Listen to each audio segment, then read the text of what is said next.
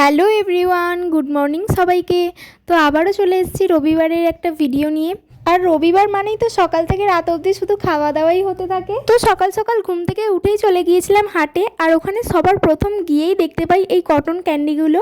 ছোটোবেলায় এইরকম কটন ক্যান্ডিগুলো মেলাতে গেলেই প্রত্যেকবার কিনতাম, আর তাই জন্য বর আমাকেও এক প্যাকেট এখান থেকে কিনে দিয়েছিল।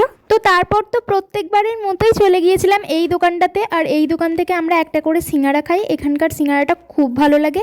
তো এটা খেয়েই আমরা হাটের ভেতরে ঢুকেছিলাম। আর আজকে দেখছিলাম এত জ্যান্ত জ্যান্ত মাছ ছিল, আর এইভাবে বিক্রি করতেই প্রথমবারই দেখলাম। আমাদের এদিকটা দেখা হয় না ঠিকঠাক, আর আজকে এসে দেখি এইভাবে এত মাছ বিক্রি করছে, তাও আবার জলে ছেড়ে জ্যান্ত মাছ। তাই জন্য আমরাও এখান থেকে একটা কাতলা মাছ নিয়েছিলাম। প্রতি রবিবারেই চিকেন খাই, তাই জন্য এবারে মনটা হলো মাছই খাবো। আর এত জ্যান্ত মাছ দেখে তো মাছই নিয়েছিলাম, অনেকদিন মাছ খাওয়া হয়নি।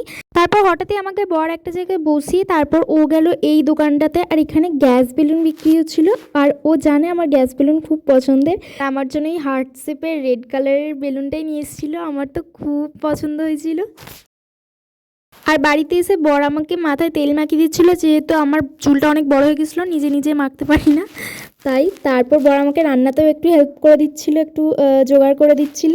আর আজকে কাতলা মাছের মাথা দিয়ে নটি শাকের চচ্চড়ি, আর কাতলা মাছের ঝাল, আর ভাত তো ছিলই। আর রবিবার মানে তো সকাল থেকে রাত অবধি শুধু খাওয়া দাওয়াই হতে থাকে।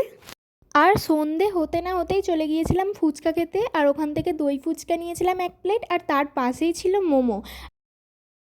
আর এটা তো ছিল ফ্রাই মোমো, এই প্রথমবারই ট্রাই করলাম, বেশ ভালোই ছিল।